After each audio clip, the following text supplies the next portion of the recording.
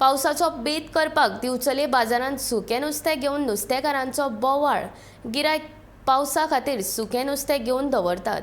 पावसांत ताजें नुस्तें मेळप कठीण जाता। गोंयकारांक नुस्त्या बगर दीस सारप जायना।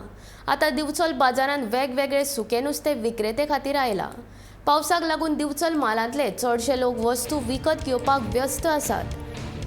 सुकयल्ल्या नुस्त्यांची खरेदी वाडत आसा। दर्यांत ताजें नुस्तें मेळनाशिल्ल्यान नुस्त्याचे दर हाताभायर गेल्यात आनी आतां सुकयल्ल्या नुस्त्यां खातीर बरे दीस आयल्यात। दिवचले सुकयल्ले नुस्त्याचें व्हडपण वाडत आसा। राज्या भायर सुकयल्लें नुस्तें तशेंच थळावें नुस्तें विकपाक मेळटा। तरी थळावें सुकयल्लें नुस्तें हें खावप्यांच्या पसंतीचें अन्न अशें दिसता।